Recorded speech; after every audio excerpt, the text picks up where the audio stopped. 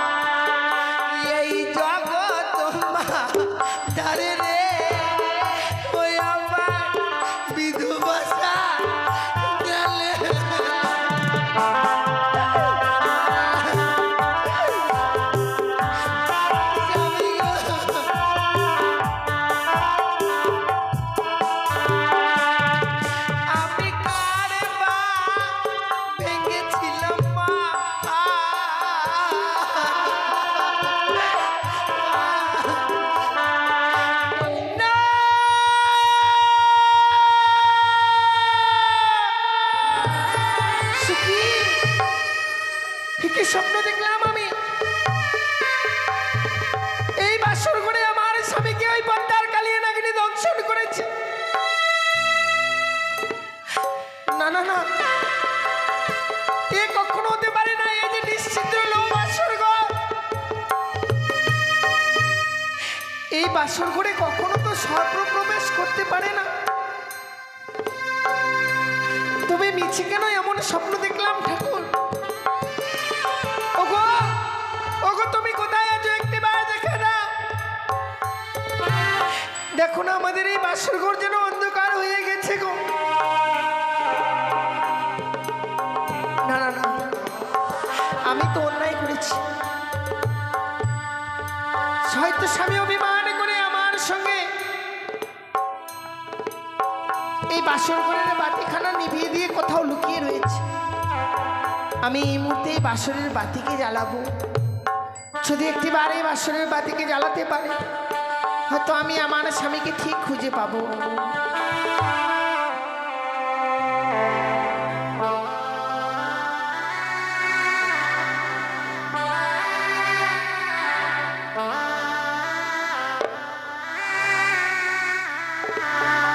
ওরে নিভিল বাসনের বাতি,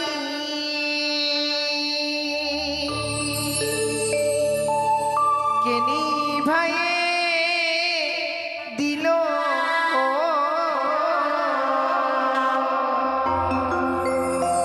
ওরে মানিক রতনে বাতি আমার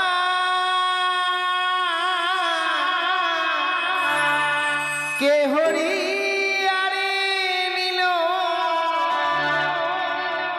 বাতি জ্বলিয়া না জ্বলিছে গো।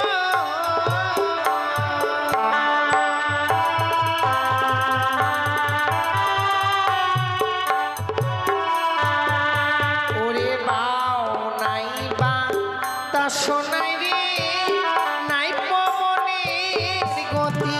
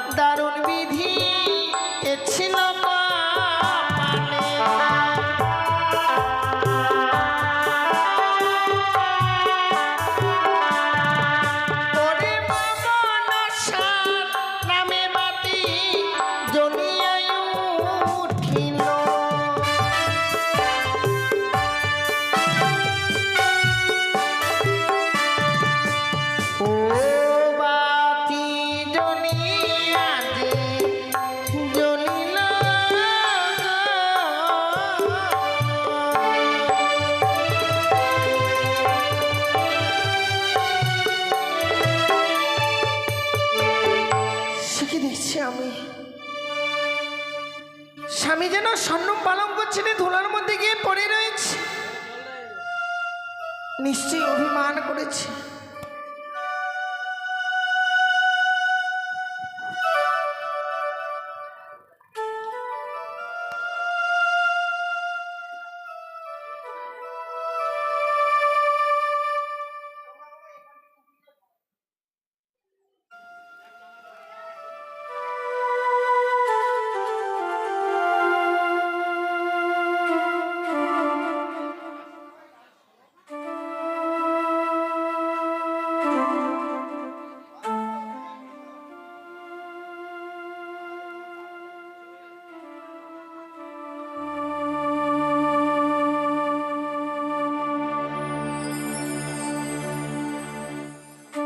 সত্যি গো, আমার যে স্বামী এত অভিমানী আমি কখনো বুঝতে পারিনি। আমার প্রতি এত অভিমান করেছে যে স্বর্ণ পালঙ্ক ছেড়ে ধুলার মধ্যে এসে পড়ে রয়েছে।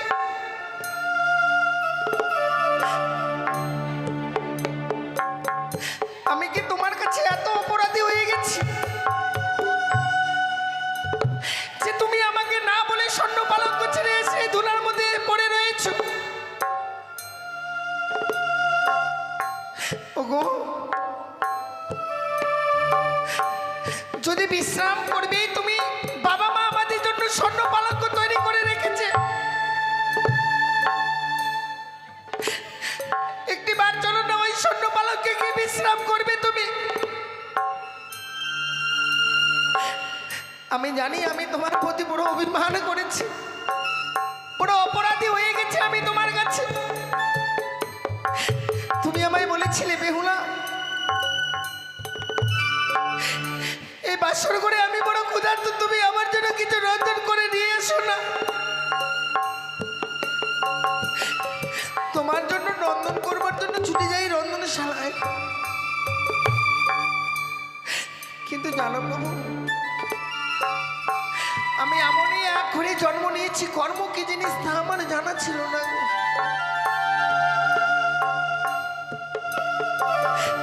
আমি এত আদরে বড় হয়েছি যে রন্ধন কি জিনিস তা আমি জানি না।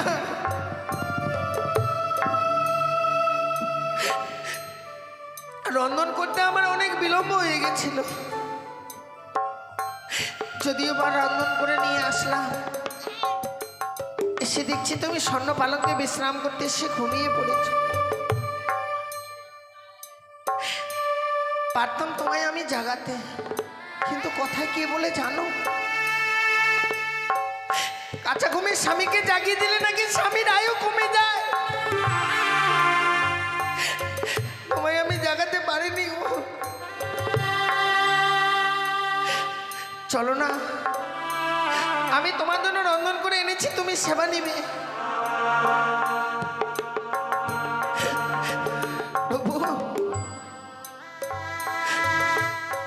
তুমি যদি এভাবে নীরব হয়ে থাকবে, আমি আমার মনের কথা কার কাছে প্রকাশ করে বলবো বলো? তোমার জন্য আমি বাবা মাকে পরিত্যাগ করে এসেছি তোমার। আরে যদি এই বাসর করে তুমি না কথা বলো, আমি কি করে বেঁচে থাকবো বলতে পারো? এভাবে নীরব হয়ে থেকো না। তুমি যদি নীরব হয়ে থাকো, আমি আমার মনের কথা কার কাছে প্রকাশ করে বলবো বলো? ওগো, তুমি ছাড়া দাও, একটিবার কথা বলো। বুঝতে পেরেছি অভিমান করেছ তো। আমি যদি তোমার দুটি চরণ ধরে তোমার কাছ থেকে ক্ষমা চেয়ে নিই, তাহলে তুমি আমায় ক্ষমা করে দেবে বলো? বেশ প্রভু, তাতেই যদি তুমি খুশি হও আমি সেটাই করবো।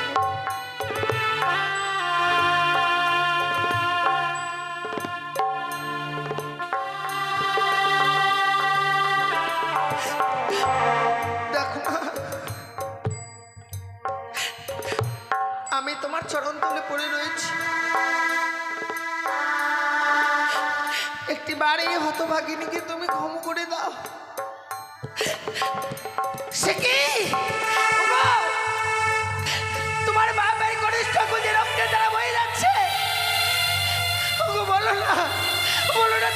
হয়েছে? কে তোমায় আঘাত করেছে যে তোমার বাপ এই কনিষ্ঠ কুলি রক্তের দ্বারা বয়ে যাচ্ছে? প্রভু, তুমি একটি বারে কথা বলো না।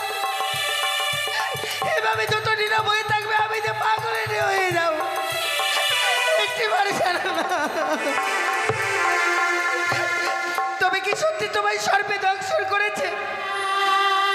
ওগো, একটি বার কথা বলো না স্বামী। ওগো, একটি বারে জানা না, ওই সর্পে তোমায় দংশন করতে পারে না। জানা না, ওগো, জানা না।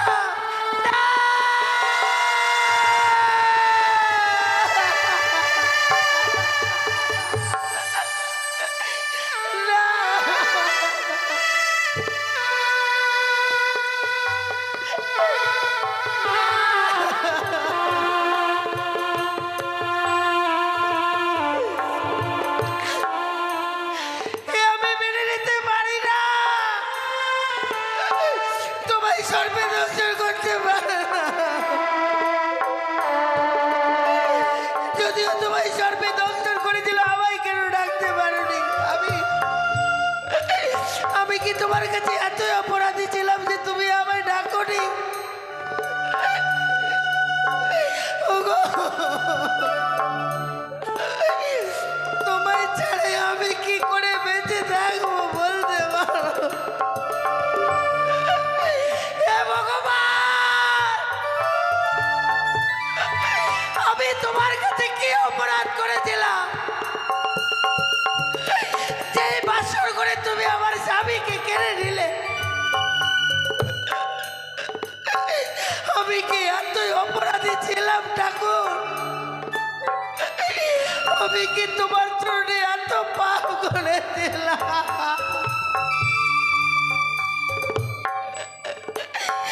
হে বিধি, তুমি আমার কপালে কি লিখন লিখেছিলে গো? ও মা,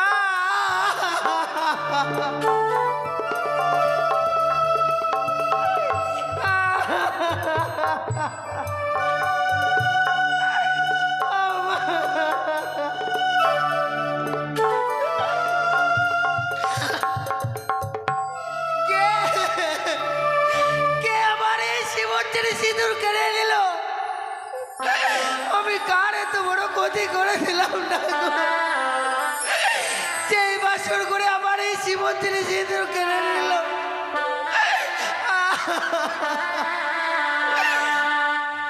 ওই আমার স্মৃতির সিঁদুর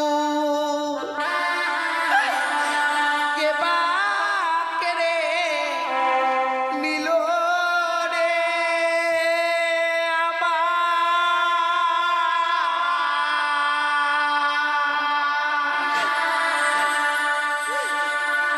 আমায় বিধবাসা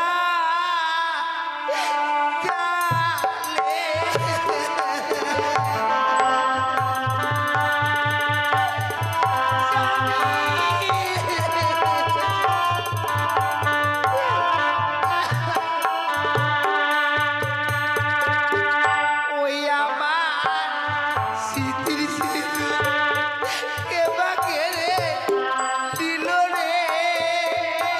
ওই আমার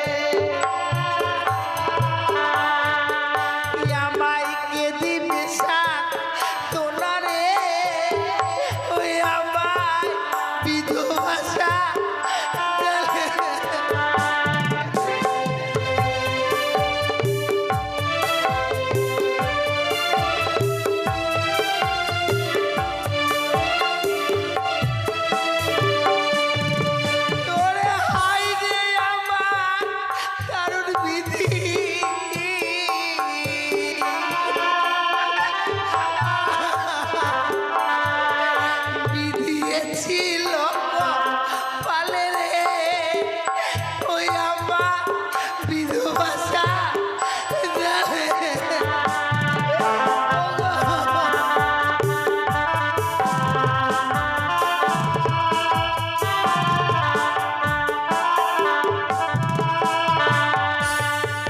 ওরে স্বামী হারা নারীর ব্যথা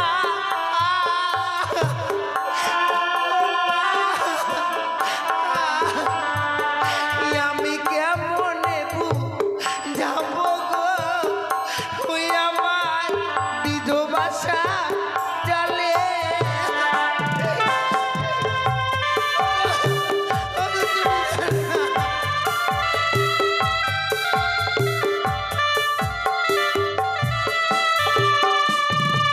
আমার গায়ের হলুদ গায়ে রইল মা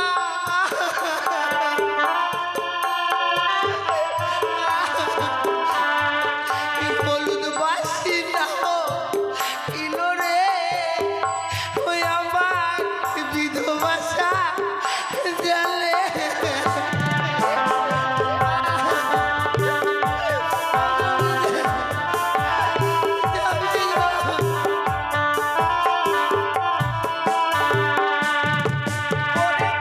রইল না পে ফুলা টাকা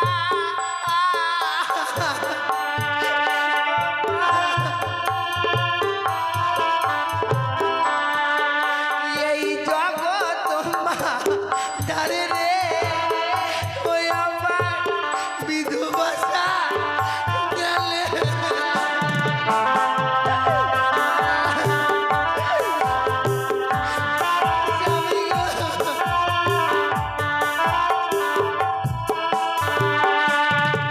আমি কার বা ভেঙেছিলাম মা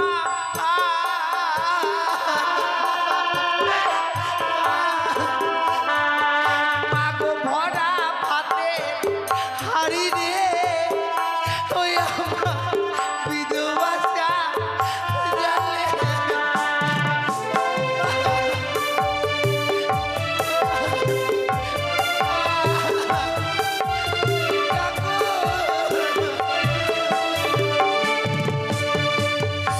নেই মা আমার স্বামী আর বেঁচে নেই মা। এই পৃথিবীর সকল মায়া মমতা পরিত্যাগ করে চলে গেছে। বেহুলা বলে ডাকবে সেই মানুষটার এই পৃথিবীর মুখে রইল না মা। আমি যেন সর্বহারা হয়ে গেলাম। ভগবান যে আমার কপালে এত সুখ দিয়েছিল মা, সে সুখ আমার কপালে সইল না গো। এই বাসর ঘরে সকল সুখ আমার কেড়ে নিল।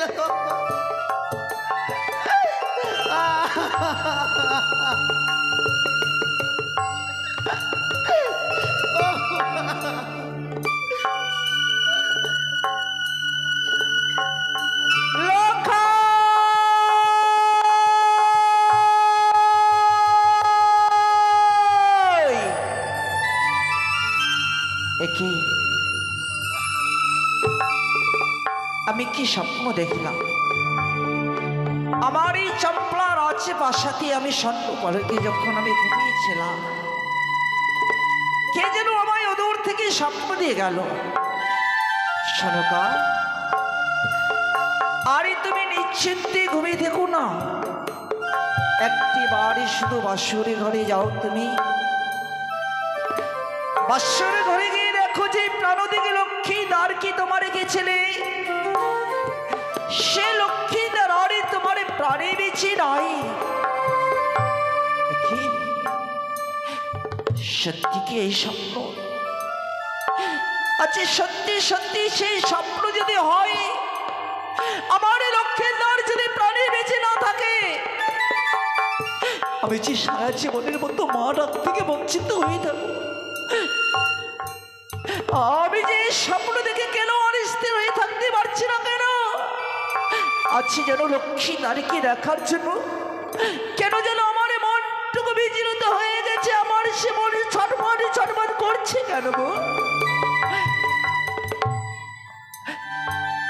মনে হচ্ছে সত্যি আমার এই স্বপ্নের কথা, নাহলে কেন আমার মনে ভালো লাগছে না। এই মুহূর্তে লক্ষ্মীর দ্বারকে দেখার জন্য আমি বৎসরে করে ছুটে যাব। লখাই রে, ওরে লখাই, একটি বার শুধু মা বলে না,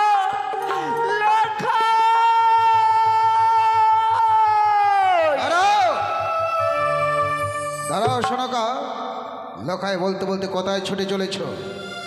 নিশি প্রবাদ হতে এখনো অনেকক্ষণ, আর তুমি পাগলিনি বেশি, ছুটে চলেছ কোথায় শোনকা? স্বামী, আমি যখন চম্পলা রাজপ্রাসাদে ঘুমিয়েছিলাম, কে যেন আমায় অদূর থেকে স্বপ্ন দিয়ে গেল, লক্ষ্মীর দ্বার যেন আমার আরে প্রাণে বেঁচে নাই। লক্ষ্মীর দ্বারকে নাকি সে পদ্মারে কালী নাগরীতে ধ্বংসর করে। শোনকা, কি বলছো তুমি? হ্যাঁ গো, তোমার স্বপ্ন ভুলে যাচ্ছ কেন? দেবশিল্পী বিশ্বকর্মা দিয়ে নির্মাণ করেছিল বাসর ঘর। নিশ্চিন্দ্র সেখানে মনে সাত দূরে থাক, তার চোরও প্রবেশ করতে পারবে না বাসরের ভিতর। স্বামী, আমি যে সন্তান হারা মা, এই স্বপ্ন দেখে কি কোনোদিন আর স্থির হয়ে থাকতে পারি বলো না? শোনকা, আমি যে এক এক করে ছয়টি সন্তান হারিয়েছি, আমি লক্ষ্মীর দ্বারকে যে কোনোদিনের জন্য আমি হারাতে চাই না গো।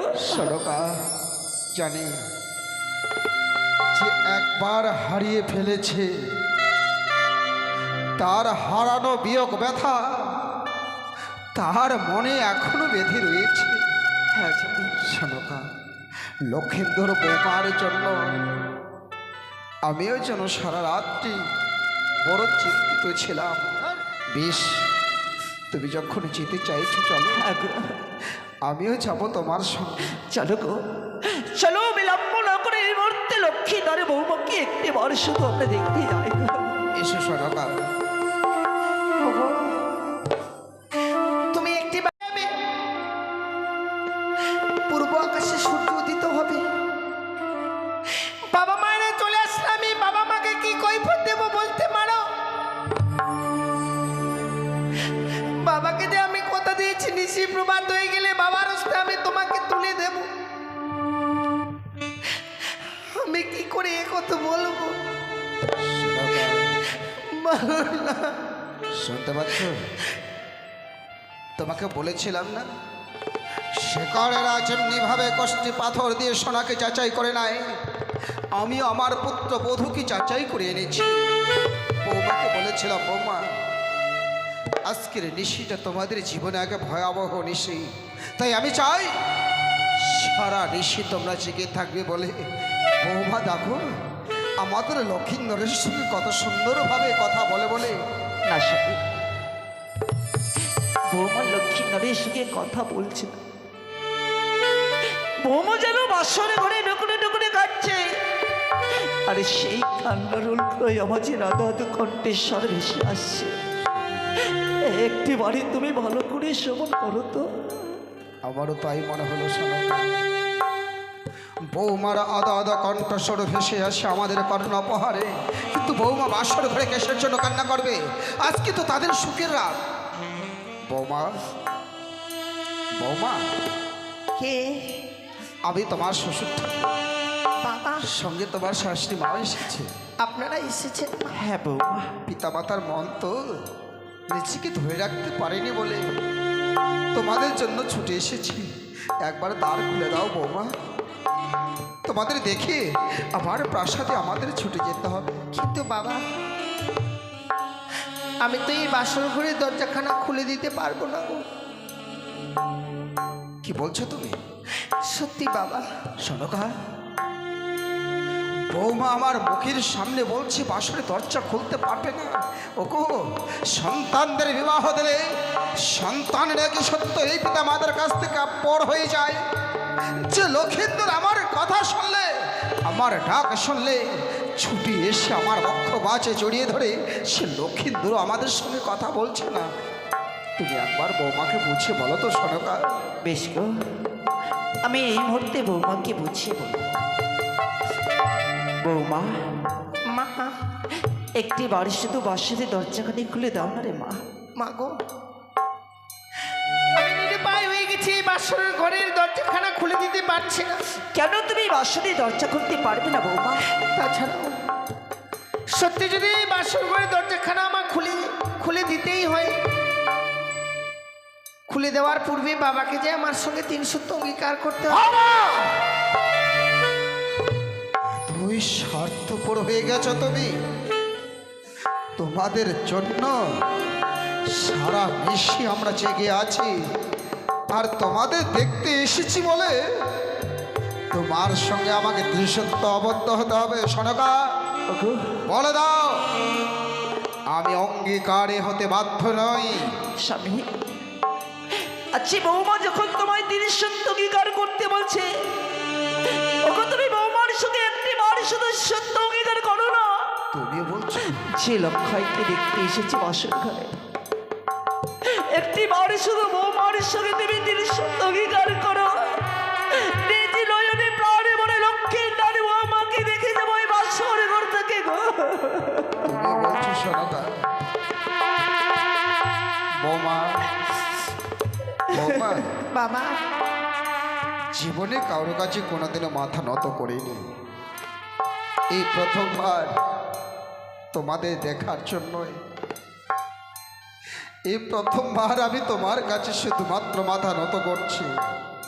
বলো তোমার কাছে এমন কি অঙ্গীকার রয়েছে আমি তোমার সঙ্গে অঙ্গীকার করব?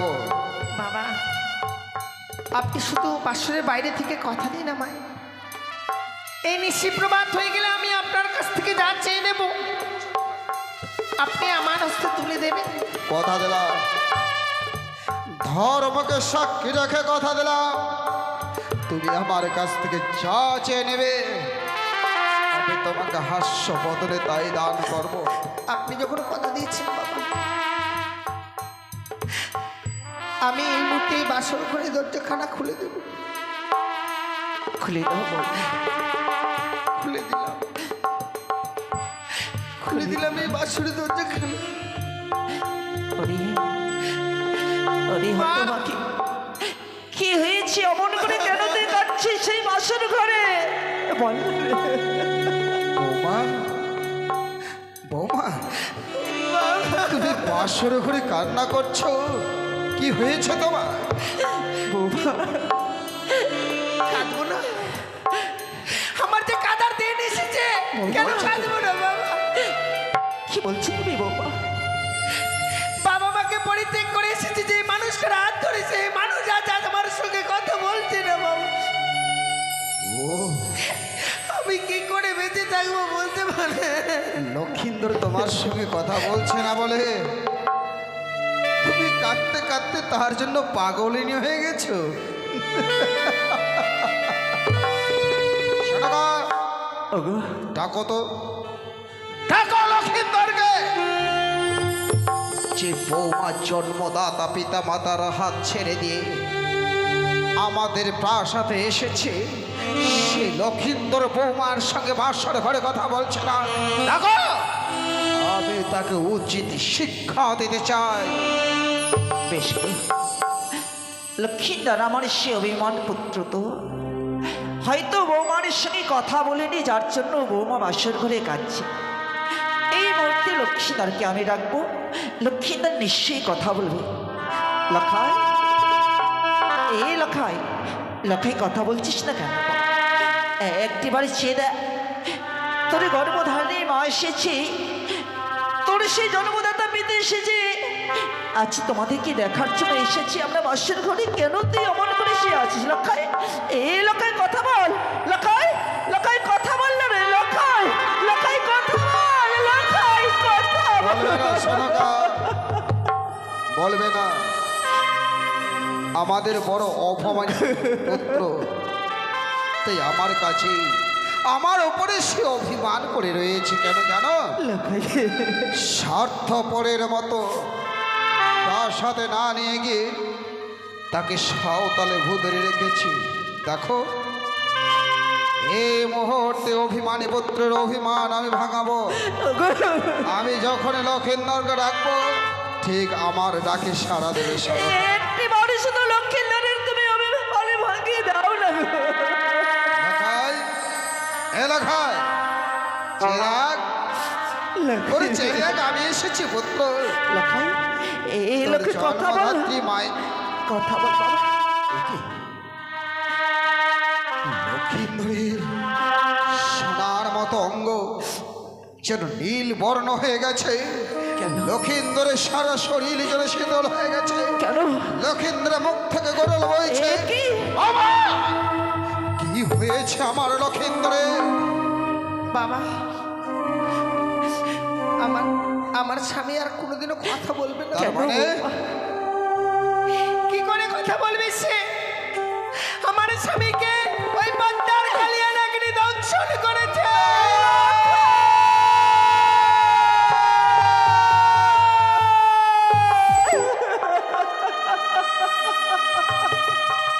এলাকা, কথা বল পুত্র, উনি কথা বল লোকাই, কথা বল। লখাই, তোকে নিয়ে আমার বড় স্বপ্ন ছিল রে। লখাই কথা বল না বাবা। তোকে নিয়ে আমার বড় স্বপ্ন ছিল লোকাই। দেখতে দেখতে জীবনটা আমার অবসরের দিকে। ভেবেছিলাম শেষের দিনে শ্মশান যাত্রায় তোর কাঁধে চেপে লখাই, আমি শ্মশান যাত্রায় যাব, তুই আমার বলো হরি হরি বল করতে। এই লখাই কথা বলে। আজ তুই আমায় ছেড়ে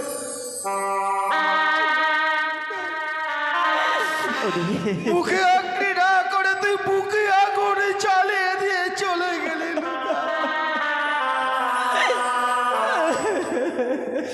কথা বল পুত্র, কথা বল।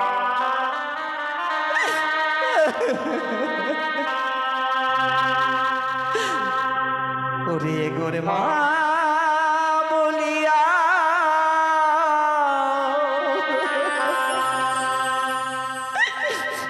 ডাকি রে লকা,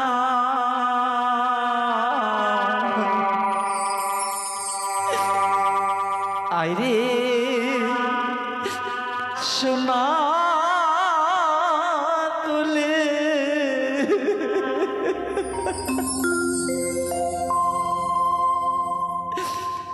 একবারি মা বলিয়া ডাকি রে লখাই, আয় রে সোনা তুলে।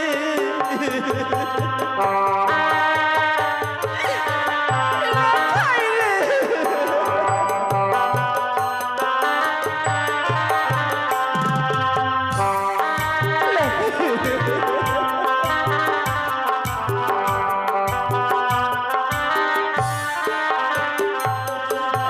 মা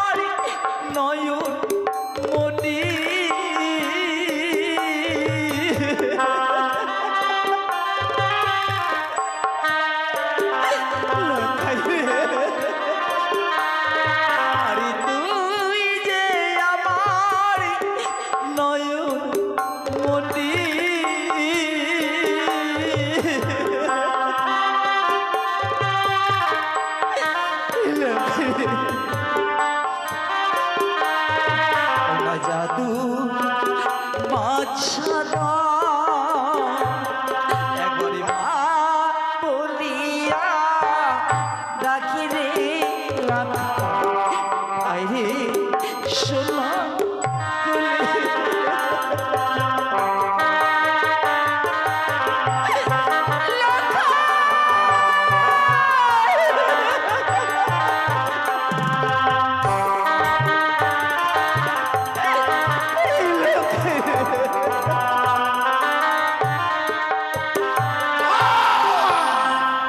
কেউ কাঁদবে না। লক্ষিন্দর প্রাণে মারা গেছে বলে লক্ষিন্দরের সঙ্গে কেউ বাসার ঘরে কান্না করবে না। লক্ষিন্দর প্রাণে মারা গেছে, সবাই আনন্দ করো, নাচো, গাও। ভালো নাচের বানিয়া চাঁদ সুন্দর। আর পুত্র বলল ভালো হলো মিটিল চোদ্দা। আজ হইতে কারীর সঙ্গে মিটিল বিবাহ। ভালো নাচের বানিয়া চাঁদ সৌদাগর। নাচো, গাও।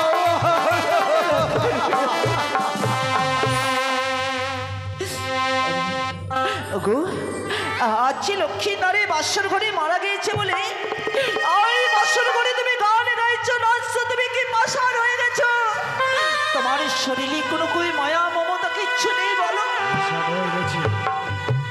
আমি পাষাণ হয়ে গেছি সানকা। লক্ষিন্দর প্রাণে মারা গেছে, আজ হইতে জানবো আমার আপদ বিদায় হয়েছে। স্বামী, এই চম্পকের নগরে এতদিন আমি এতদিন ধরে ছিলাম, তবে কোনোদিনই তোমার কাছে কোনোদিনই স্বামী চেয়ে নেইনি। আজকের দিনে যদি আমি তোমার কাছে কিছু চাই, তুমি আমায় হাস্য বদলে দেবে না গো? এই দুঃখের দিনে তুমি আমার কাছ থেকে কি চাইবে? স্বামী, আজকে দিনে শুধু তোমার মাঝে তোমারই কাছে আমি একে দেবী পুজোর জন্য আমি ভিক্ষে চেয়ে নেব গো। দেবী পুজো? তোমাকে দেবী পুজো করতে হবে। কি বলছে সনকা? হ্যাঁ, সে দেবীর কথা বলছি তোমায় আমি। একটি বারে যদি দেবীর চরণে তুমি পুষ্পাঞ্জলি দাও, সে লখাই আমার বাসর ঘরে প্রাণে মারা গিয়েছে, আবার সে তোমাকে বাবা বলে ডাকবে, আবার সে লখাই আমাকে মা মা বলে ডাকবে। তোর সন্তান যদি আমার ফিরে আসে, সেই দেবীর চরণে পুষ্প দেব। তুমি একবার শুধু বলো সেই দেবীর নাম খানা কি? সে দেবীর নাম হচ্ছে চতুরী পুজো তিন নয়নী মা মনসা। লক্ষিন্দর প্রাণ ভিক্ষার জন্য তুমি রাক্ষসের পুজো করতে বলছো? তুমি আমার সরকা হইলে মুহূর্তে তোমার জিহ্বা টেনেছি কুকুর শিগালকে দেখো দাও।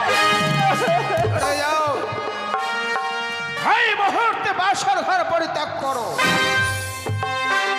চলে যাব গো। এই বাসর ঘরে থাকারই মতো কোনো অধিকারই যখন আমার নেই, চলে যাব বাসর ঘর থেকে। সেদিকে আমার দুই নয়ন যাবে, সেদিকে আমি লখাই লখাই বলতে বলতে চলে যাব। ওই তো যেন লখাই আমায় শুধু মা মা বলে ডাকছে। ওরে লখাই, এই একটি বার শুধু মা বলে আমায় ডাক, আমি তোমার কাছে যাবো লখাই। সে মায়ের সেবক্ষ সোনা বাড়ি করে বড় হয়েছিস, আমি আবার তোকে আমার বক্ষ সোনা বলে পেটে ভরে খাবো রে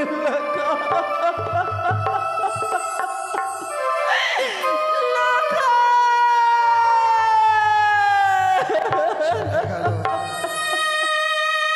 চলে গেল, আমি তাড়িয়ে দিলাম আমার সনকাকে। কেন জানো বৌমা? কেন বাবা? সন্তান হারা মা তো, সন্তান হারা বিয়োগ ব্যথা, তার মধ্যে লক্ষিন্দরের শখ। লক্ষিন্দরের সঙ্গে সেও যদি বাসরে প্রাণ ত্যাগ করে, এই বৃদ্ধা বয়সে আমি কোথায় যাব বৌমা? কথায় বলে বৃদ্ধা বয়সে যদি কোনো পুরুষের স্ত্রী মারা যায় তার মতো হতভাগ্য পৃথিবীর বুকে নাই। নারীর জীবন হয় রে মধুর বনের মানুষ পেলে, পুরুষেরও ভাগ্যে কপাল লক্ষ্মী ছেড়ে গেলে। আমি যে তোমার শাশুড়ি মাকে হারাতে পারবো না বাবা। বাবা, একটা নিশির জন্য লক্ষিন্দরকে আমি তোমার হাতে তুলে দিয়েছিলাম, তোমাকে দোষারোপ করবো না, সব আমার ভাগ্যের দোষ। লক্ষিন্দরের শেষ রক্ষাটুকু যখন হলো না, লক্ষিন্দরকে তুমি আমার হাতে তুলে দাও। হে মুহূর্ত গুঞ্জরিয়ার মহাশ্মশানে নিয়ে গিয়ে চন্দন কষ্ট দিয়ে তার সোনার মতো অঙ্গ আমি পুড়ে ছাই করে দিতে চাও। ও শ্বশুর বাবা গো, ও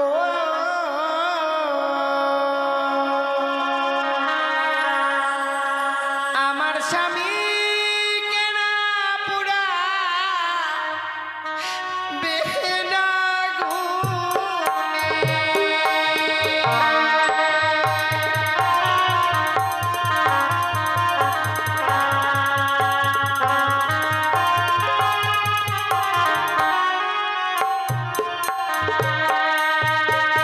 ওগো হস্তে ধরে পায়ে পড়ি বাবা বলি যে আরে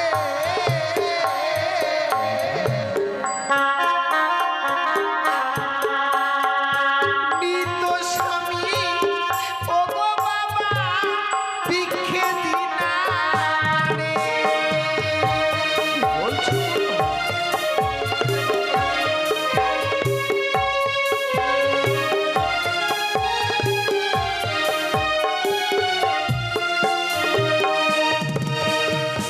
আমার মৃত স্বামীকে আমায় ভিক্ষে দিন বাবা। কি করবে আমার মৃত সন্তানকে নিয়ে তুমি? ওগো মৃত স্বামী বক্ষে লয়ে বাবা ভাসি বসা গরে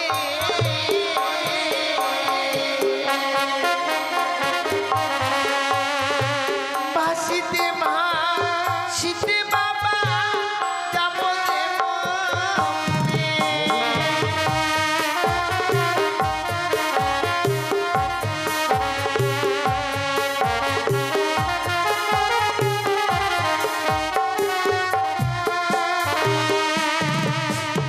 মৃত স্বামীকে বক্ষে লয়ে ওমরার সাগর জলে ভাসতে ভাসতে যাব আমি দেবপুরে।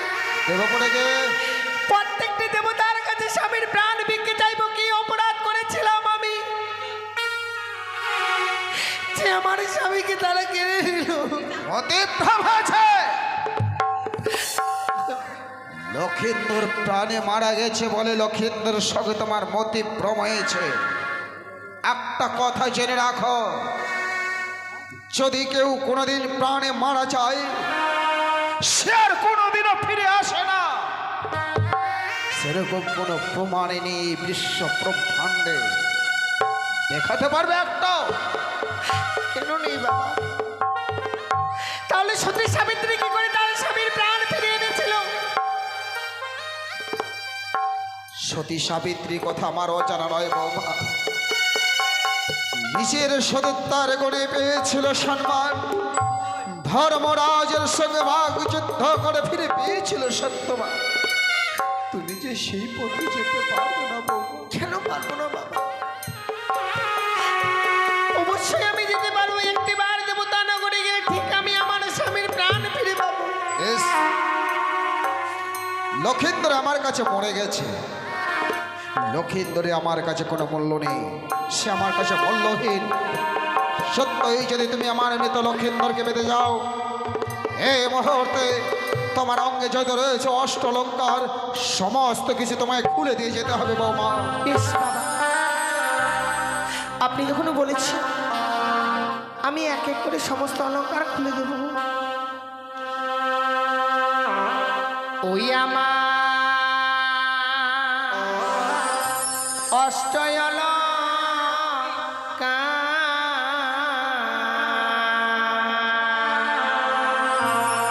লহ শ্বশুর বাবা গো।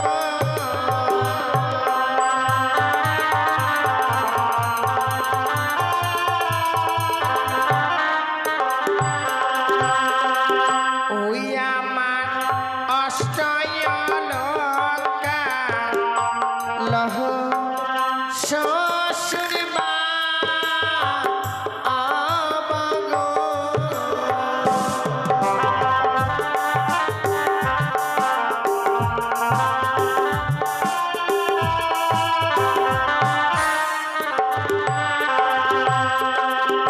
ওই কি বাবা গো।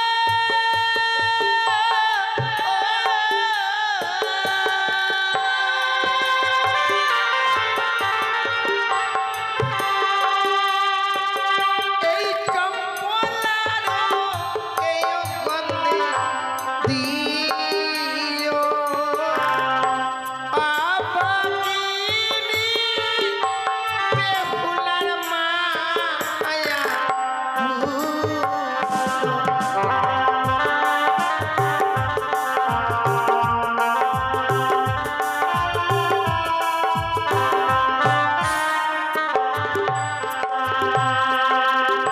ওই আমার গলা মালা লহ শ্বশুর বাবা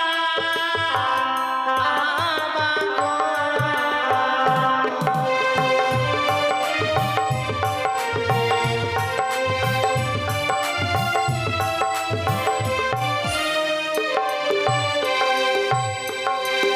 ওই কি বাবা গো।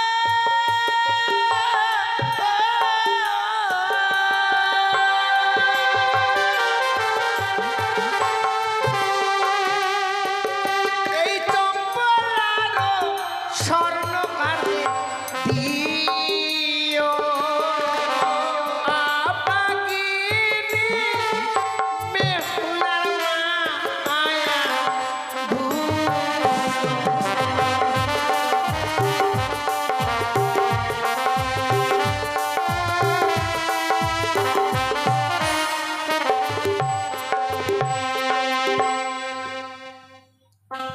বাবা সে সমস্ত অলঙ্কার পরিধান করেছিলাম,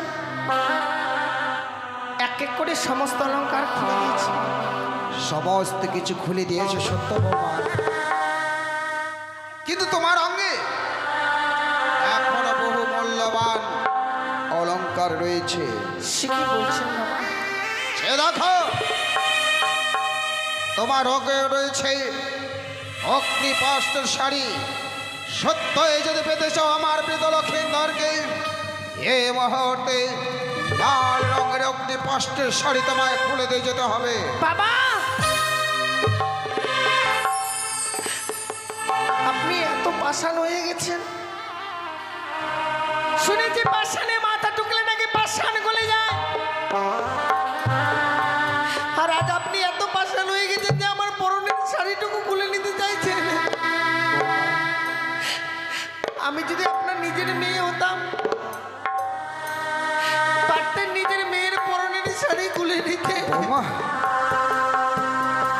তুমি এতটা খারাপ মনে করলে আমাকে? তুমি বললে না তুমি আমার মৃত লক্ষ্মীন্দরকে নিয়ে ভগবান দর্শনে যাবে। ভগবান দর্শনে যেতে গেলে এক মন এক চিত্তে যেতে হবে। আর যতক্ষণ পর্যন্ত তোমার অঙ্গে লাল রঙের অগ্নিপাস্ত্রের শাড়ি থাকবে, তুমি যে তোমার লক্ষ্যে পৌঁছাতে পারবে না বৌমা। বাবা কারণ সেটা যে হচ্ছে লালসার প্রতীক। আমার লক্ষ্মীন্দর মরে গেছে। এই মুহূর্তে তুমি আমাদের সনাতন অনুযায়ী তুমি বিধবা। বিনিময়ে তোমাকে দেব এক ধবল বস্ত্র, যেটা থাকবে শুধুমাত্র শান্তির প্রতীক। বেশ বাবা, আপনি যা আমাকে দেবেন আমি তাই পরিধান করব। আমিও কথা দিলাম স্বামীকে নিয়ে সাগরে জলে ভেসে যাওয়ার পূর্বে এই অগ্নিকষ্ট শাড়ি আপনার হস্তে তুলে দেব। কিন্তু বৌমা, বাবা, সাগর জলে ভাসতে গেলে কি তোমাকে কোনো কিছু অবলম্বন করতে হবে? তা সত্যি বাবা। তুমি কি অবলম্বন করবে? আপনি শুধু আমায় পঞ্চম কদলী বৃক্ষের মান্দাজ আর শলার মন্দুস তৈরি করে দেবেন, যাকে অবলম্বন করে আমি সাগরে জলে ভেসে যাব। হলো না বৌমা, হলো না তোমার সাগর জলে আর ভাষা, কারণ আমি তোমাকে কদল বৃক্ষ দিতে পারবো না। কেন বাবা? আমার মৃত লক্ষিন্দরের থেকেও আমার কাছে কদলের বৃক্ষ বড় মূল্যবান। কেন জানো? কেন বাবা? একদিন গিয়েছিলাম বাণিজ্য করতে, বাণিজ্য করে ফেরার পথে এক এক করে 14 ডিঙ্গার মতো করে ডুবে যায় ওই কালীগঙ্গার জলে।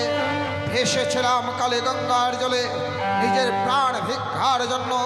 এ কঠিন পৃথিবীর মানুষকে চিৎকার করে বলেছিলাম, ওগো কে কোথায় আছো, আমাকে বাঁচাও, আমার প্রাণ ভিক্ষা দাও। সেদিন আমার প্রাণ ভিক্ষে দেওয়ার জন্য কেউ ছুটে আসেনি, ছুটে এসেছিল ওই ছোট্ট কদলের বৃক্ষ। কদলের বৃক্ষ? তাই আমি আমার কদলের বৃক্ষকে মূল্যহীন করতে পারি না বৌমা। তাহলে তুমি যদি আমার কাছ থেকে কদলের বৃক্ষ চাও, তোমাকে আমার কাছ থেকে কদলের বৃক্ষ ক্রয় করে নিতে হবে বৌমা। তাহলে আপনি আমায় কিছু সময় ভিক্ষে দিন বাবা, সেখান থেকে অনেক কদলের বৃক্ষের মূল্যায়নে আমি আপনার হস্তে তুলে দেব। আমি সেই সময় ভিক্ষেটুকু তোমাকে দিলাম।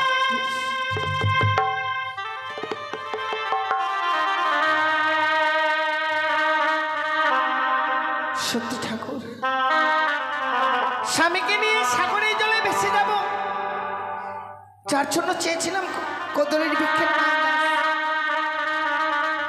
কিন্তু সেই মান্দাজখানা নিতে গেলে যে আমায় মূল্য দিয়ে ক্রয় করে নিতে হবে তা আমার ভাবা ছিল না। ওগো চম্পলানগরের বাবা মায়েরা, আমি আজ বড় বিপদে পড়েছি মা। আমার এই বিপদের দিনে আমায় একটি করে পয়সা ভিক্ষে দাও না মা। আপনারা যদি আমায় ভিক্ষে দেন, হয়তো আমি আমার স্বামীর প্রাণ ফিরে পাবো। আমায় একটি পয়সা দিন গো মায়েরা,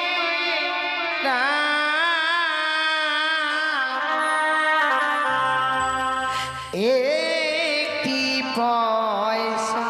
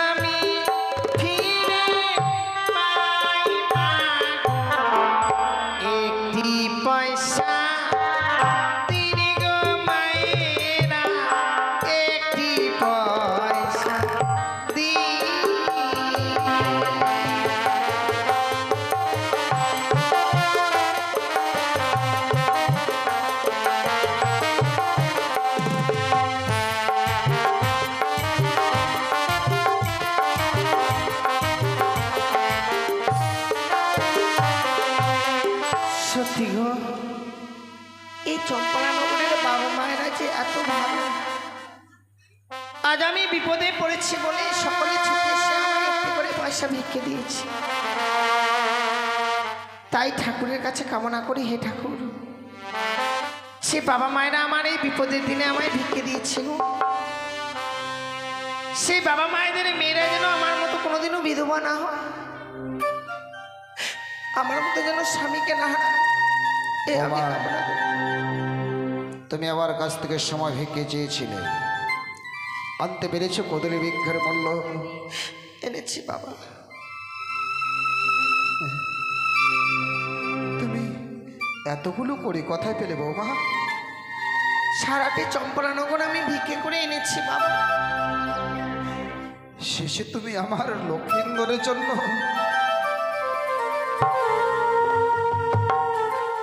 আমার চম্পকনগরে তুমি ভিক্ষে করেছো? হ্যাঁ বাবা। তোমার স্বামী ভক্তির কাছে যেন আমি বারবার পরাজিত হয়ে যাচ্ছি বৌমা।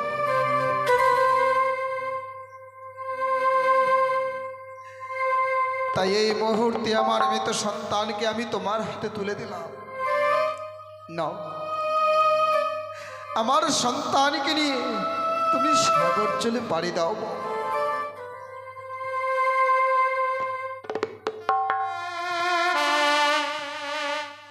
হৃদয় বাবা, আপনি শুধু আমায় প্রাণ ভরে আশীর্বাদ করবেন, দেবতানগর থেকে যেন আমি আমার স্বামীর প্রাণ ফিরিয়ে আনতে পারি। ছুটে এসে যেন আপনাকে আবার আমি বাবা বাবা বলে ডাকতে পারি। সে আশীর্বাদ তুমি তোমার জন্য।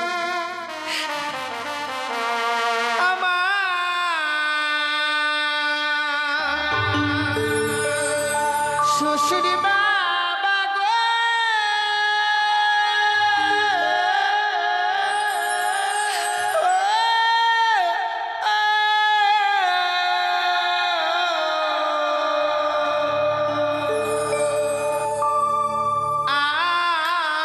আমি চলে যা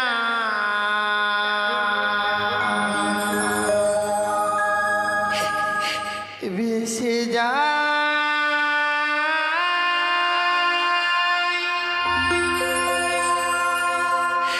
আমি চলে যা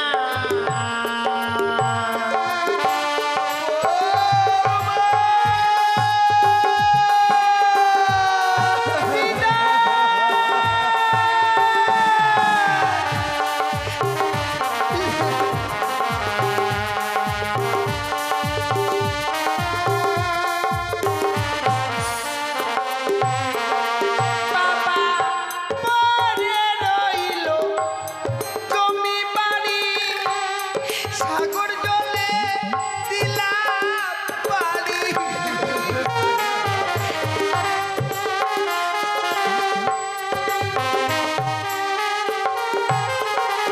আমি দেশ ছেড়ে বিদেশে যাব, পরের মাকে মা বলিব।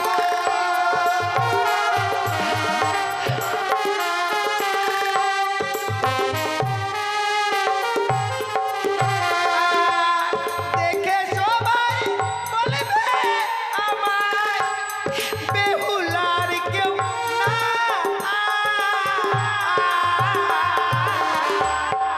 আমি চলে যাই, দেশে যাই, আমি চলে যাই বাবা।